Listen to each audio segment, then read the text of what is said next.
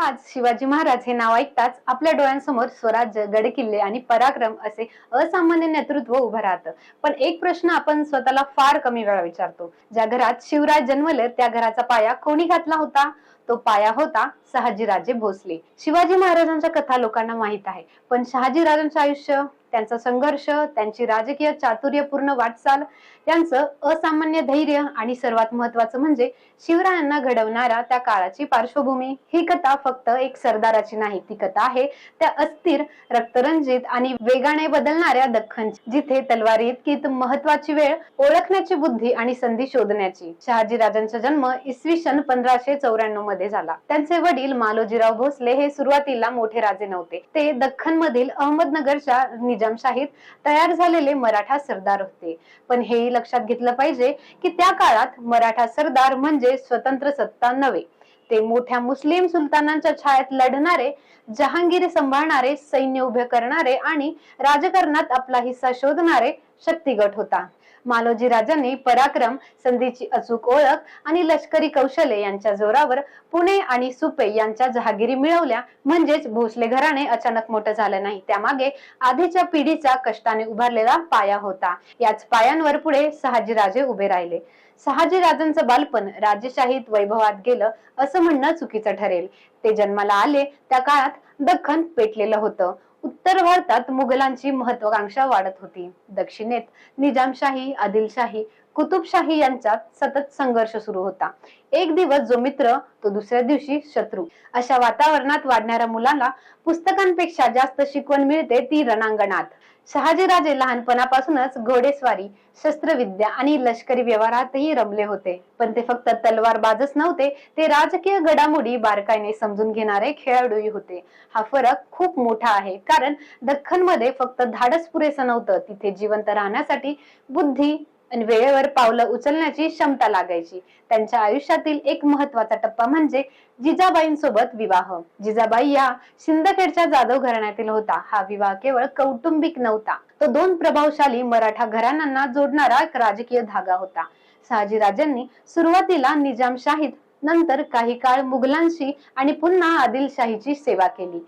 आमच्या नजरेत हे निष्ठा बदलणं वाटू शकतं, पण त्या काळाची वास्तविकता वेगळी होती. तेव्हा फक्त मराठा सरदार स्वतंत्र राज्यकर्ते नव्हते, ते मोठ्या सत्तांमध्ये जागा, मान, प्रदेश आणि प्रभाव मिळवण्यासाठी धडपडत होते. म्हणून शहाजीराजांचा प्रवास समजून घेताना आपण हेही लक्षात घेतलं पाहिजे की ते एक अशा युगाचे पुत्र होते जिथे स्थिरता नव्हती, फक्त संघर्ष आणि संधी होत्या. शहाजीराजांच्या आयुष्यातील सर्वात रोमांचकारी भाग सुरू होतो तो मलिक अंबर या निजामशाहीतील दिग्गज नेत्याच्या काळात.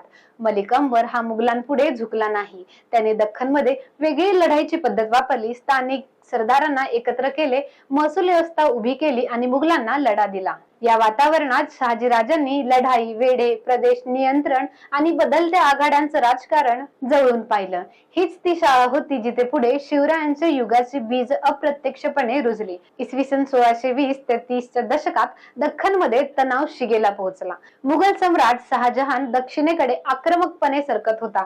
अहमदनगरची निजामशाही ढासळत होती. अनेक सरदार स्वतःचा बचाव, आपला प्रभाव आणि आपली जहागिरी टिकवण्यासाठी नवे मार्ग शोधत होते. याच टप्प्यावर शहाजीराजांनी काही काळासाठी पडता पडता निजामशाहीला आधार देण्याचाही प्रयत्न केला.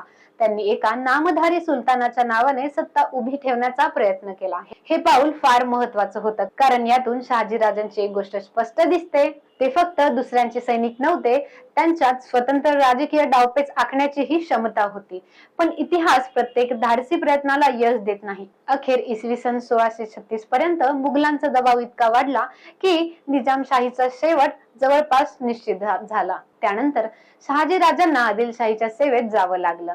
हा त्यांच्या आयुष्यातील निर्णायक टप्पा होता, कारण त्यानंतर त्यांना दक्षिणेकडील मोहिमांकडे पाठवण्यात आले आणि पुढे त्यांना बंगळूरची राजधानी मिळाली. म्हणजेच शहाजीराजांचं कार्यक्षेत्र महाराष्ट्रापुरतं मर्यादित राहिलं नाही, ते दक्षिण भारतातील मोठ्या राजकीय घडामोडींमध्ये सक्रिय झाले. इथे एक महत्वाचा प्रश्न उभा राहतो, मग शिवाजी महाराज आणि शहाजीराजे यांचे संबंध नेमके कसे होते?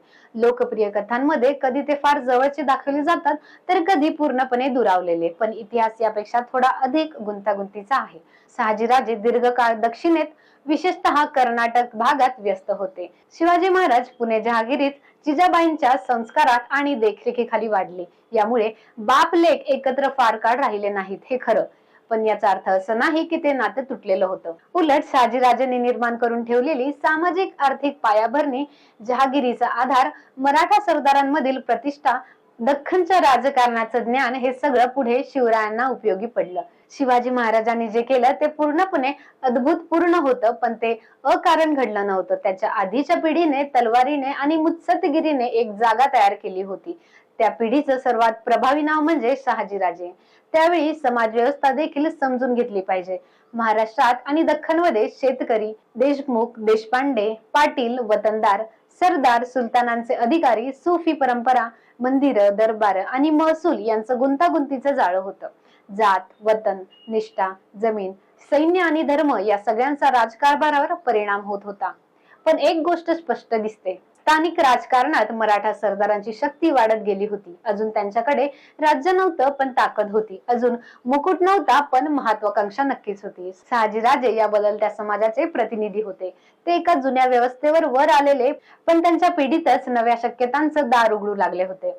त्यांनी मुस्लिम सुलतानांमध्ये सेवा केली, पण स्थानिक मराठा शक्ती टिकून ठेवली. त्यांनी युद्ध केले, तह केले, बाजू बदलली, प्रदेश सांभाळले, दक्षिणेत विस्तार केला आणि आपल्या घराण्याची राजकीय उंची वाढवली. हीच ती प्रक्रिया होती ज्यातून पुढे स्वराज्य ही कल्पना वास्तव्यात उतरू शकली. शहाजीराजांनंतर शिवाजी महाराजांनी स्वतंत्र हालचाली सुरू केल्या होत्या. त्यामुळे आदिलशाहीला संशय येणं स्वाभाविक होतं. काही काळ शहाजीराजांवरही दबाव आला. इतिहासकारांच्या मते शहाजीराजे आणि शिवाजी महाराज यांच्यात सूक्ष्म अंतर राखलं गेलं, कारण शहाजीराजे आदिलशाहीच्या सेवेत होते आणि शिवाजी महाराज त्यांच्या सत्तेपासून स्वराज्य उभारत होते. म्हणून त्यांचं नातं हे भावनिक होतं, पण राजकीय दृष्ट्या फारच नाजूक होतं. शेवटी इसवी सन 1664 मध्ये शहाजीराजांचा मृत्यू शिकारी दरम्यान झालेल्या अपघातात झाला, अशी परंपरागत नोंद आढळते. रणांगणात शेकडो संकटे झेललेला हा सरदार अखेर युद्धात नव्हे तर अपघातात गेला. त्यांच्या इतिहासाची ही एक विचित्र आणि जवळजवळ नाट्यमय शेवट आहे. पण मृत्यूने त्यांची कथा संपली नाही, कारण त्यांच्यानंतर त्यांचा वारसा पुढे चालू राहिला, शिवाजी महाराजांच्या रूपाने आणि नंतर संपूर्ण मराठा सामर्थ्याच्या रूपाने. म्हणून शहाजीराजांना फक्त शिवाजी महाराजांचे वडील म्हणून पाहणं अन्यायकारक आहे.